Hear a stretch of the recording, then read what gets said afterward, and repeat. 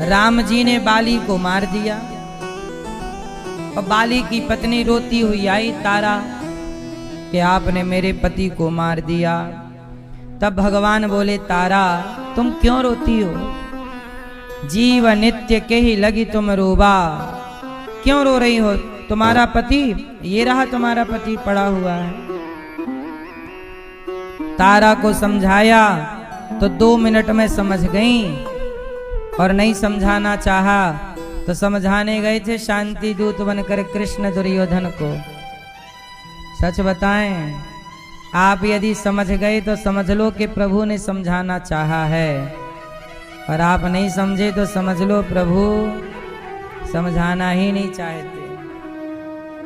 एक बात बताएं, बहुत गहरी है, पर क्या है, कुछ शास्त्रों की ज्ञान की बातें ऐसी हैं जिनको हम आपको बता तो दें, पर पता नहीं आप उस बात को सुनने समझने के पात्र हैं या नहीं। क्योंकि यदि हमने कुपात्र को ज्ञान दिया, उसको लायक तो है नहीं उस ज्ञान के, लेकिन यदि वो बात बताई तो कहीं वो उस बात का मिसयूज ना कर ले। हमारे सनातन में इसलिए कहा है कि जैसे परमाणु बम सब नहीं बना सकते, उसका नॉलेज ज्ञान सबको नहीं होना चाहिए, क्योंकि होगा तो वो मिसयूज कर सकते हैं। बोलो हाँ। आपको बम बनाना आता है? बम, टाइमर बम जो भी होता है, आता है आपको बनाना? नहीं आता, नहीं आता। क्यों? क्योंकि बम बनाने का ये जो ज्ञान है, इस ज्ञान के अधिकारी सब नहीं है, क्योंकि सब बम बनाने लग जाएंगे तब तो हो गया कल्याण। ऐसे ही कुछ लोग शास्त्रों के उस ज्ञान के अधिकारी नहीं हैं। कहो तो मैं आपको वो ज्ञान बताऊं, आप अधिकारी हों तो हाथ उठा लो कि उस ज्ञान का मिसयूज नहीं करोगे। मैया, ओ पंचायती मैया, ए मैया, ए हरी मैया, बताऊं कि नहीं आपको? झोला नहीं छूट रहा मैया का, खिसक भी रही है वहीं तो झोला पकड़ के। बात सही है, चोर बहुत एक्टिव रहते हैं। सुनो, देखो, भगवान ने इस संसार में जो कुछ भी हो रहा है, हम आपसे एक बात पहले कह दें कि अपने को भगवान के चरणों में समर्पित कर दो, सरेंडर कर दो। और सरेंडर करने के बाद जो भी कुछ हो रहा है वो अपनी ज्यादा खोपड़ी मत लगाओ, अपना ज्यादा दिमाग मत लगाओ, क्योंकि ये संसार तुम्हारे दिमाग से चल ही नहीं रहा है। क्योंकि ये संसार आपके दिमाग से, जब आपके पास दिमाग था ही नहीं तब भी ये संसार चल रहा था, और जब आपके पास दिमाग होगा ही नहीं तब भी ये संसार चलेगा। इसका मतलब है यहाँ दिमाग लगाने की जरूरत। इसलिए कहता हूं, अपना दिमाग पढ़ाई में लगाओ, अपना दिमाग समाज की सेवा में लगाओ, अच्छे कामों में लगाओ, और अपना दिल भगवान के चरणों में लगा दो। और जो कुछ हो रहा है उसे स्वीकार करो, क्योंकि यही अटल सत्य है। परेशान लोग इसलिए होते हैं क्योंकि वो ईश्वर की मर्जी में खुश नहीं है। मैं उदाहरण दे दूं, सुनो। अच्छा एक बात बताओ, भगवान कृष्ण गए थे दुर्योधन को समझाने कि पांडवों को 5 गांव दे दो। बोलो हाँ। क्या दुर्योधन समझा था? दिया 5 गांव? नहीं दिया। अच्छा, यदि वो भगवान कृष्ण की बात मान लेता तो महाभारत ना होता। अच्छा, महाभारत हो ये भगवान कृष्ण चाहते थे कि नहीं? उत्तर दो। हाँ, सच्चाई है इस परिवार से हैं हम। हमारा तो वृंदावन कभी हमने भी नहीं देखा था। 2006 हम तो गाय चराते थे अपना गांव में, खेतों में जा जाके। अचानक मेरे मन में भाव आया कि मैं वृंदावन जाऊं। बस मैंने पिताजी से कहा कि मुझे वृंदावन में जाके पढ़ना है। 2006 17 जुलाई का टाइम आया।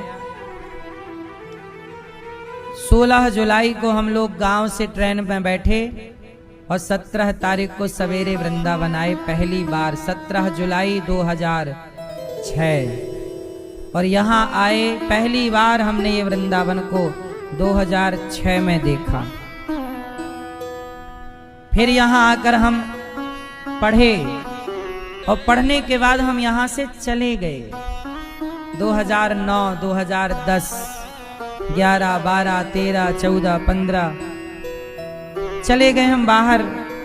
लेकिन देखो, भगवान को इस दास अनिरुद्ध से ये सारा काम कराना था।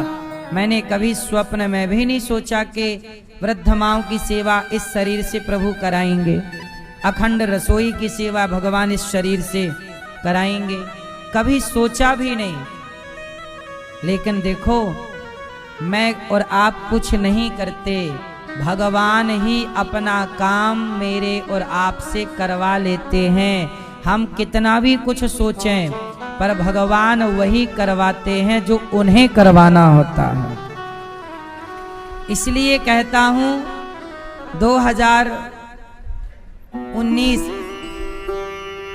2018 में ये दास जगन्नाथपुरी चला गया और जगन्नाथ भगवान से तो हनुमान जी गिर गए।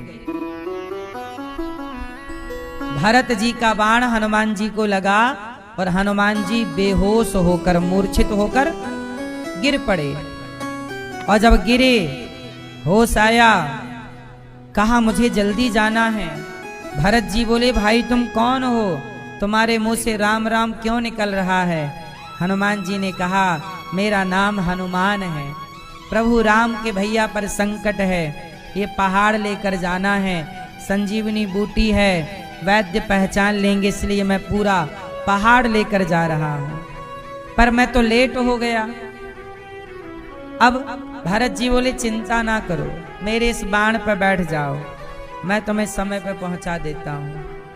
हनुमान जी को ऐसा लगा कि मैं नहीं जाऊंगा तो लक्ष्मण जी मर जाएंगे। अच्छा, एक बात मुझे आप लोग बताओ, सच बताओ कि हनुमान जी यदि संजीवनी बूटी लेने ना जाते तो लक्ष्मण जी मर जाते कि नहीं? ये भैया बताएंगे, चश्मा वाले भैया आप बताओ, यदि हनुमान जी संजीवनी बूटी लेकर ना जाते तो लक्ष्मण जी मर जाते कि नहीं? जोर से। नहीं मरते। कौन लाता फिर?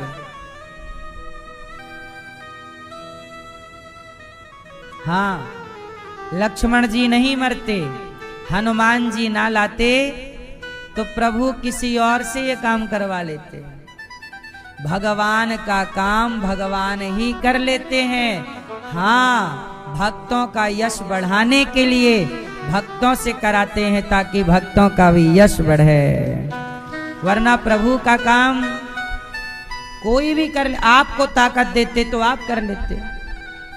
भगवान अपना हाथ यदि आपके सिर पर रख दें, समझो ना, भगवान यदि आपके सिर पे अपना हाथ रख दें तो आप ब्रह्मा जी से ज्यादा पावरफुल हो सकते हैं। इतनी देर में एक चुटकी को बजने में जितना टाइम लगता है, इतनी देर में आप ब्रह्मा से अधिक ताकतवर हो सकते हैं यदि भगवान अपनी करुणा का हाथ आप पर रख दें तो। इसलिए मैं ये कैसे कहूं कि मैं करता हूं, आप कैसे कह देते हो कि आप करते हैं? आपके मेरे द्वारा, हनुमान जी के द्वारा, अंगद जी के द्वारा, जामवंत जी के द्वारा भगवान अपना काम ही इनसे कराते रहते हैं। ये पूरा संसार किसकी मर्जी से चल रहा है? हाँ, आपके घर में आपकी पत्नी जैसी है, पति जैसा है, पुत्र जैसा है, आपके घर का माहौल जैसा है, वो आपकी मर्जी नहीं है। बस आप एक काम कर सकते हो तो कर लेना, हर परिस्थिति में चुप रह के अपना काम करो, बस इतना कर लो आप, क्योंकि बाकी कुछ भी आपके हाथ में नहीं है। आप अपनी पत्नी को कितना भी समझाओ, बताए ना हमने कि भगवान शिव अपनी पत्नी को समझा समझा के परेशान हो गए, पर माता सती मानी नहीं और राम की परीक्षा लेने चली गईं और फेल होकर के आ गईं। जब शिव के समझाने से माता सती नहीं समझी, तो फिर आपके समझाने से भला कौन समझेगा? कोई समझ गया तो समझ लेना कि प्रभु समझाना चाहते हैं, और कोई नहीं समझा तो समझना कि प्रभु समझाना ही नहीं। इसलिए अब वो ईश्वर का खेल है, आप चुप रहो। समझा लिया ना आपने अपने बेटे को, अपनी बेटी को, अपने परिवार को, नहीं समझ रहे, अब तुम चुप रहो, तुम भगवान का ध्यान करो। अब तुम्हारे हाथ में कुछ नहीं है, ये खेल ईश्वर का है, वो खेलना चाहते हैं ऐसे। इसलिए कहता हूं, व्यर्थ में लोग टेंशन लेते हैं। एक भाई साहब कह रहे थे, महाराज जी हमारी बेटियां बड़ी बड़ी हो गई हैं, शादी की बड़ी चिंता है। हमने कहा कि भाई, शादी जिस परमात्मा ने तुम्हारी बेटी को बनाया है, जिसने तुम्हारी बेटी को आंखें दी हैं, जिसने तुम्हारी बेटी को पांव दिए हैं, जिसने तुम्हारी बेटी के अंदर गर्भाशय सेट किया है, क्या वो परमात्मा उसके लिए वर बनाना भूल गया होगा? हैं? जिस परमात्मा ने तुम्हारी बेटी के पांव का एक छिंगली बनाना भी नहीं भूला, प्रॉपर उसने पांव की छोटी उंगली बनाई है। क्यों भैया, आपकी बेटी के पांव में वो छोटी वाली उंगली है कि नहीं है ना? तो जिस परमात्मा ने छोटी सी उंगली ना भुलाया, वो लड़की के लिए दुल्हा बनाना भूल गया होगा क्या? बस सही समय का इंतजार करो, तुम अपना कार्य करते रहना, तुम अपनी खोज जारी रखना, पर टेंशन लेकर नहीं, विश्वास करके कि प्रभु ये बेटी आपकी है, और इसके लिए जो आपको योग्य लड़का लगे आप करिएगा। आप व्यर्थ का काहे सोच रहे हो? आपके सोचने से होगा क्या? एक सज्जन बोले, गुरुजी बड़ी चिंता है। क्यों? बोले हमारा घर नहीं है, भगवान से प्रार्थना है कि भगवान मेरा एक घर बन जाए। सब कुछ दिया है मालिक ने, परमात्मा ने, एक घर, बड़ी चिंता है, नींद नहीं आती। हमने कहा भाई, तुमने चिंता क्यों करनी है? क्या चिंता करने से घर बन जाएगा? क्या चिंता करने से बेटी का ब्याह हो जाएगा? नहीं, चिंता त्यागो और प्रभु का चिंतन करो, काम करो, मन लगा के अपना कर्म और चिंतन करो। बेटी का ब्याह का चिंता नहीं, चिंतन प्रभु का, अपना कर्म करो और घर बन जाएगा। मन लगा के काम करो, 2 पैसे ज्यादा कमाओ, 2 पैसे बचाओ, खर्चे कम करो, पैसे सही जगह लगाओ, ज्यादा कमाओ। और ऐसा करो, तुम घर बनाना चाहते हो ना, जिन्हें घर चाहिए, एक बात बताएं, जब आप किसी का घर बनाते हैं तो आपको अपने लिए घर बनाने की जरूरत नहीं पड़ती। आप किसी का घर बनाइए, भगवान आपका घर बना करके आपको देंगे। आप ऐसा करिए, अब आप कहो गुरुजी हम किसी का अपना तो घर बना नहीं पा रहे हैं, हम क्या किसी का घर बनाएंगे? आओ हम आपको दूसरों का घर बनाने का तरीका बताते हैं। सुनो, आप ऐसा करना, एक घड़ा खरीदना, 100 रुपए का घड़ा, 50 रुपए का, और घड़े में टेढ़ा सा करके घड़े को एक पेड़ पर बांध देना, टेढ़ा करके एक छोटा सा छेद कर देना नीचे, और पेड़ पे बांध देना कहीं मजबूती से, फिर आप देखेंगे कैरेक्टर ढीला से ना, तुम करो तो रासलीला, हम करें तो कैरेक्टर ढीला। अब इतने मूर्ख लोग हैं, अब क्या कहें। भगवान की लीला को भी आज दुनिया ने कैरेक्टर ढीला से जोड़ दिया। इससे बड़ी मूर्खता, इससे बड़ा भगवान का अनादर क्या हो सकता है। लेकिन आप धन्य हैं सनातनी, कि आप बहुत भगवान के अपमान को भी हंसते हंसते सह लेते हैं।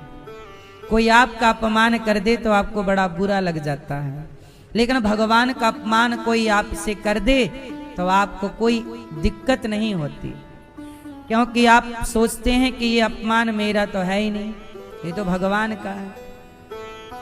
भगवान को भी अपना मानिए, भगवान की लीलाओं को समझिए, भगवान के हर चरित्र को समझिए। बिना समझे आप क्या कह पाएंगे, क्या सुन पाएंगे, क्या समझ पाएंगे। आज भगवान ने दिव्य लीला की, सुदर्शन, ये दिव्य रास की लीला खंड है, चल रही है आज भी। भगवान ने सुदर्शन नाम के एक दैत्य अजगर बन के आया। एक सुदर्शन नाम का एक दैत्य था, राक्षस, जो नंद बाबा के पास आया और नंद बाबा को निगलने लगा। तो नंद बाबा ने चिल्लाया, कन्हैया बेटा। तब भगवान ने दौड़ करके उस अजगर को, भगवान ने एक पांव का प्रहार कर दिया, चरण का प्रहार कर दिया, और चरण का स्पर्श होते ही वह अजगर मुक्त हो गया। सुदर्शन नाम का दैत्य था, आज उसका उद्धार हो गया। एक शंखचूड़ नाम का यक्ष था, जो गोपियों को चुरा के भाग गया।